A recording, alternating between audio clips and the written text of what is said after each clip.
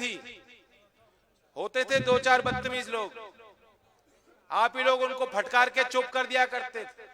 आज वे लोग मुख्यधारा में आ गए हैं। अब वे समान सी बात होने लगी। आपने नहीं सोचा होगा कि ऐसी सरकार बन जाएगी जहां किसान दिल्ली में जा नहीं पाएगा। किसानों ने ऐलान किया कि हमारा इतने समय से धरना चल रहा है, देश की राजधानी के सभी रास्तों को हमने बंद किया है, हम सड़क पर बैठे हैं और उत्तर प्रदेश की राजधानी लखनऊ है, क्यों ना हम उस तरफ चलें, अपना विरोध दर्ज करें। तुरंत योगी जी ने संज्ञान लिया और धमकाना शुरू किया। कई कई बार लोगों ने निर्णय लिया कि चलो दिल्ली चलो, किसान घाट हो आओ, जंतर मंतर पे बैठ के विरोध करेंगे। ट्रैक्टर यात्रा निकाली किसानों ने, वहीं गाजीपुर बॉर्डर पर रोक दी जाती थी और 13 महीने से तो वहीं तार बिछाकर पूरा पक्का बैरिकेडिंग करके दुनिया भर की फोर्स लगाकर ये संदेश देना चाहती थी सरकार कि अब दिल्ली किसानों से, ग्रामीण भारत से बहुत बहुत दूर हो चुकी है। और दिल्ली की तरफ आपकी निगाह ले जाऊं तो पूरी दिल्ली का नक्शा बदलने पे तुली है सरकार। यहां कोई आदमी मौजूद नहीं होगा जो इस बात का समर्थन करेगा कि हमें देश की उस सदन में कोई परिवर्तन करने की जरूरत थी कि नए संसद भवन के निर्माण की देश को जरूरत थी। बताओ, नए पार्लियामेंट की आवश्यकता कुछ है? हजारों करोड़ लग रहे हैं, हजारों करोड़। पूरा इंडिया गेट खोद दिया है। हजारों करोड़ के 2 विमान अपने लिए खरीदे कि मैं विदेश में उसमें सैर क्या करूंगा। बुलेट प्रूफ इंपोर्टेड नई गाड़ी खरीदी गई है। आप देखते हो उनके कपड़े क्या है, दोपहर को नया शॉल होता है, रात को दूसरा शॉल होता है। तो जैसे शहंशाह के ताव भाव होते हैं उसी तरह से उनका अंदाज चल रहा है। और फिर भी बताया जाता है कि इनके ना कोई आगे ना कोई पीछे, बड़े ईमानदार हैं। योगी जी कहते हैं भाई योगी जी बड़े ईमानदार हैं। मैं आपसे पूछना चाहता हूं, देश को क्या लाभ मिला इस बात का? आपको क्या लाभ मिला है? किसानों के हाथ में एक टॉर्च दे दी, लाठी दे दी, खेत में तार लगाओ और पूरी रात वहां पहरा दो। 5 साल का यही तो अनुभव है किसानों का।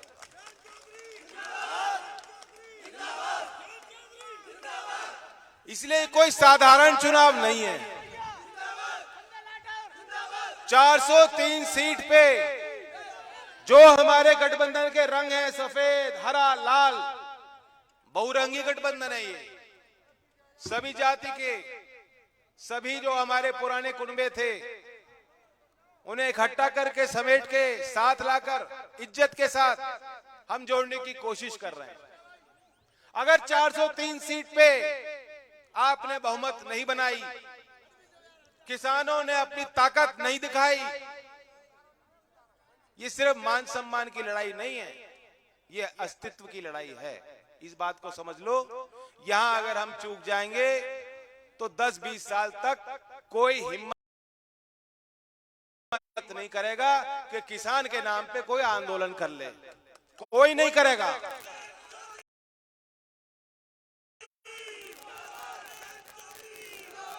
शुरुआत करी थी पंजाब और हरियाणा के किसानों ने, शुरुआत तो उन्होंने ही करी थी और उनकी नजर यहां माठ पे है, उत्तर प्रदेश के नतीजों पर है।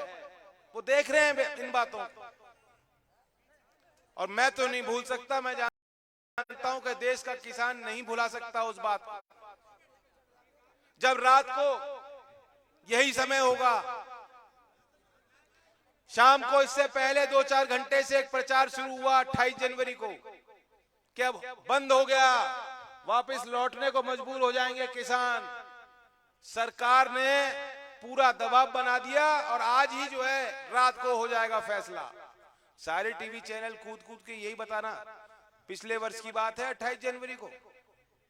और फिर जब रात के अंधेरा आया, फोर्स आई, इनकी क्या मंशा थी?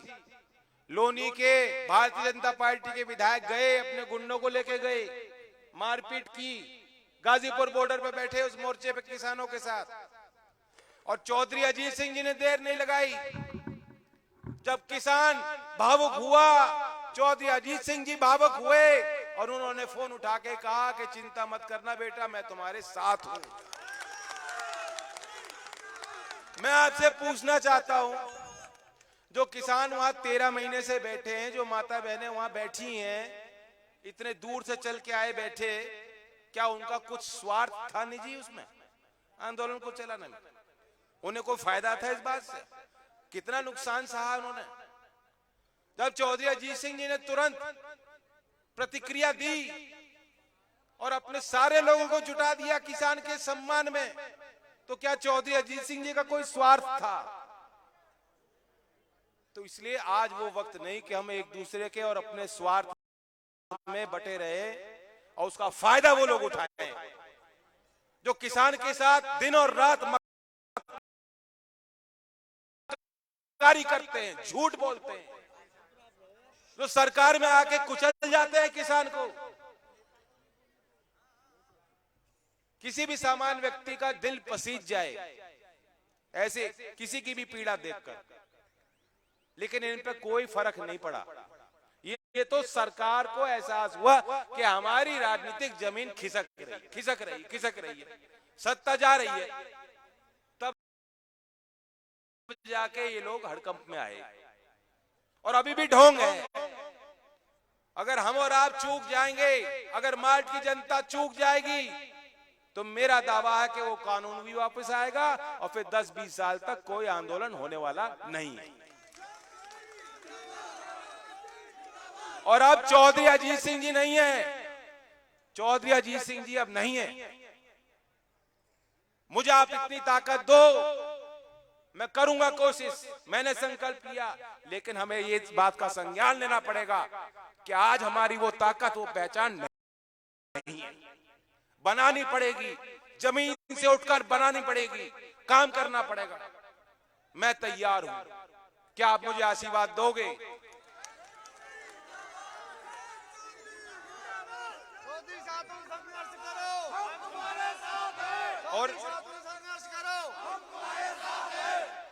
और एक बात सोचने की है, गौर करने की, ये लोग कोई हमारे हिमायती तो है नहीं।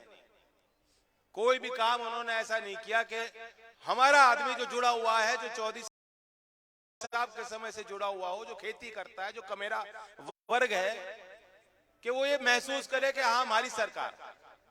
आज इनके जुबान पे मेरे लिए इतनी मीठी मीठी बातें। योगेश अभी कह रहा था ना, योगेश को तो अमित शाह ने कह दिया, योगेश आजा, तेरा हेमा मालिनी बना दूंगा। यही कही होगी।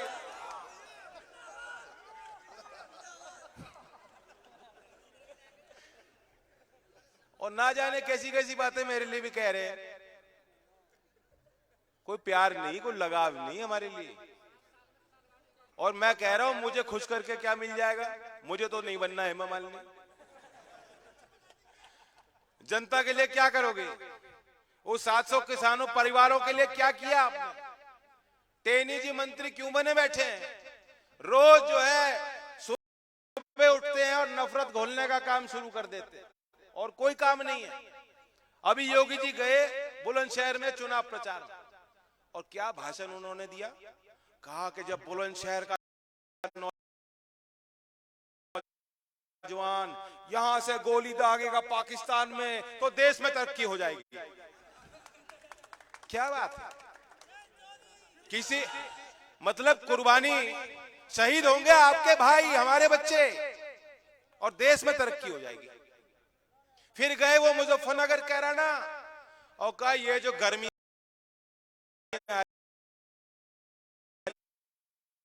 है ना,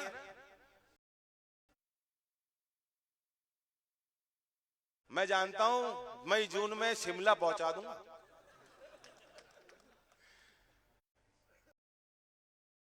गरम तो हमारा खून है, गरम तो हमारी भाषा है, गरम तो हम हैं।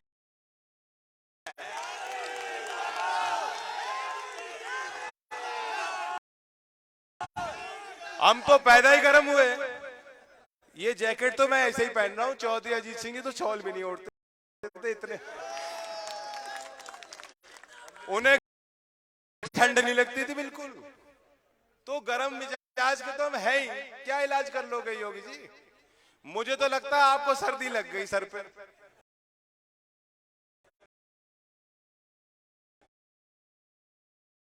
यहीं से ठंड घुसती है ना।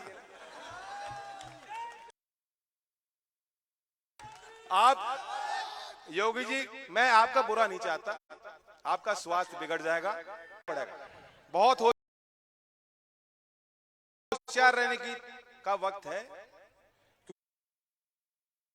क्योंकि सरकार हमारे खिलाफ है और तंत्र भी हमारे खिलाफ होगी कि जो हमारे यहाँ के किसान सोचेंगे चलो कुछ तो कर दिया। अब आप तो देख नहीं पाए होंगे, मैंने भी नहीं देखा, लेकिन पढ़ने में मिल रहा है। क्या किया केंद्र सरकार ने? छाते महंगे कर दिए। हाँ, अम्ब्रेला पे, छाते पे ड्यूटी 20% कर दी, बढ़ा दी। और हीरे जो है, हीरे जवाहरात बाहर से खूब मंगा लो, 5%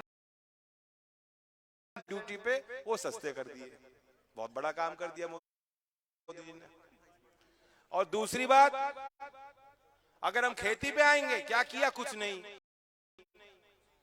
पिछले साल अगर धान की फसल को आप देखोगे, क्यों कल अखबार की हेडिंग होगी कि बहुत ड्रीम बजट, किसान के लिए ड्रीम बजट, ऐतिहासिक बजट। अखबार वाले ये बताएंगे आप। सच्चाई ये है कि जो मैंने 2-4 बात पढ़ी है, एक तो उन्होंने धान की खरीद का जो अपना खुद का जो आंकड़ा घटा दिया। पिछले वर्ष 1286 लाख मेट्रिक टन इनका दावा इन्होंने खरीदा था किसानों से, और इस बार उसे घटा के 1206 लाख मेट्रिक टन, यानी 78 लाख मेट्रिक टन धान सरकार किसानों से कम खरीदेगी। 34 लाख कम किसानों से सीधा खरीद किसान इस वर्ष करना चाहती है। तो इतना सब दबाव आप बना रहे हो, किसान किसान किसान, हम लोग चिल्ला रहे हैं, चुनाव का वक्त है, और तब भी जो है ये आपके लिए महाकंजूस, महाकंजूस। तो इनसे कोई उम्मीद रख नहीं सकता किसान। तो इसलिए मैं आपसे कहता हूं कि ये चुनाव किसान का है, किसान बन के वोट करो। जाति का कोई सवाल नहीं। ये लोग जाट जाट जाट चिल्ला रहे हैं, और जितना ये जाट जाट जाट चिल्लाएंगे, चौधरी चरण सिंह के अगर आप अनुयायी हो, आप किसान और मजदूर बोले जाओ। वो कहावत है ना कि जाति ना पूछो साधु की, पूछ लीजिए ज्ञान, मोल देखो तलवार की, पड़ी पड़ी रहने दो म्यान। तो वही बात है, हमें शिक्षा की बात करनी है, कमाई दवाई की बात करनी है, बच्चों की नौकरी की बात करनी है, खेती खलियान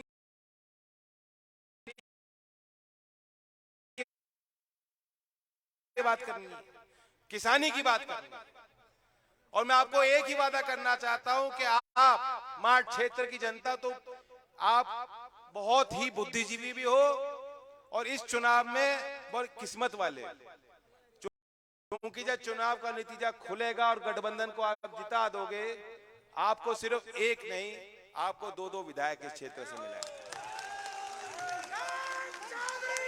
क्योंकि जितना संजय दौड़ेगा उतना ही योगेश दौड़ेंगे, जितना संजय दौड़ेंगे उससे आगे योगेश दौड़ेंगे।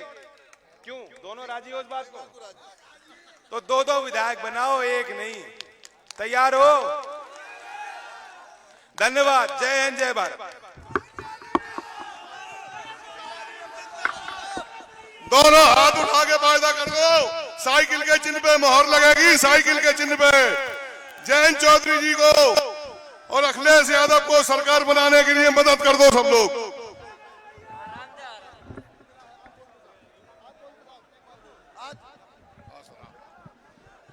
आज जाटव समाज ने पंचायत करके माठ के अंदर बहुत बड़ा समर्थन मुझे दिया है, उसके लिए बहुत बहुत धन्यवाद, आभार प्रकट करना चाहता हूं, और यकीन दिलाना चाहता हूं हमारे जाटो भाइयों को, जिस तरीके से अभी के विधायक ने परेशान किया है, हम हमेशा उनकी मदद में खड़े रहेंगे। बहुत बहुत धन्यवाद।